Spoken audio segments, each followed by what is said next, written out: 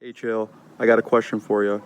Do you think by 2021 the UFC will host its own kickboxing events like Bellator does, or will they just stick to Zuffa boxing?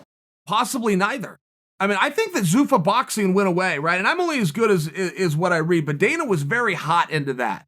And there was no marketing ploy. And it kind of lined up with a marketing ploy. De La Hoya was trying to stick his nose in Dana's business, and then Dana was sticking his nose in De La Hoya. At least it kind of appeared like that at times, if that was the interpretation you wanted to go to. But no, he was serious. He was going around to gyms, flew Eddie Hearn out, sat down, met with him, was looking at different models, talking to different fighters, going to their gyms, looking at how they're training, finding out what their contracts are like, sitting down with managers. I mean, he really was getting into it.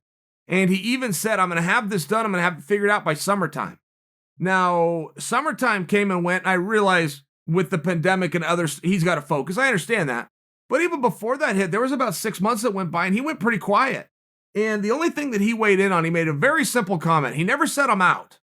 But he made one comment, and I still remember it, and he just said, man, boxing is so screwed up right now, I don't know if anybody can fix it. And what he was referring to is starting to talk to guys and managers, promoters, and seeing what these contracts look like. And the boxing world is like that.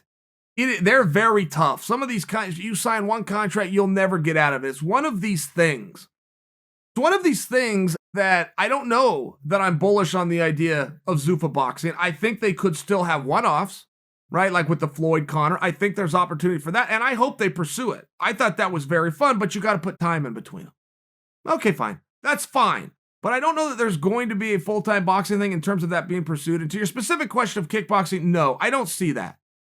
I don't see that there's stars in kickboxing. It's a very star-driven business. I think it's something that's always hurt kickboxing, is having the stars. Now, if there's ever been a storyteller that could tell the story and bring it out and change that, it would be Dana, but I don't know that that's what he's interested in. Don't forget, some of this stuff is personal to him. He was a boxer. He was an aspiring boxer. He went on to be a boxing trainer. He was a boxing man. Some of these things are just personal to him.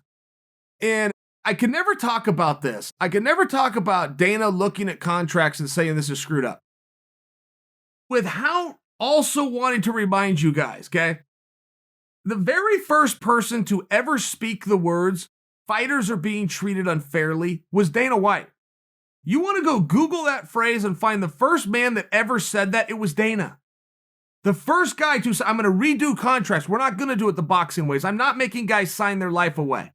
And I'm not paying money to a fund or to a manager or anybody else. I do the deal with you, I'm paying you. If you owe your manager, you guys take it. I make sure the fighter gets his money and he gets it that night.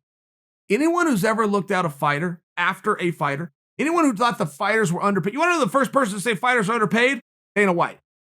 I only bring that to you because as I watch the years goes by, the guys try to turn the gun on Dana. These contracts aren't fair. We're not being paid fair enough. And use it again. He's the one that told you that.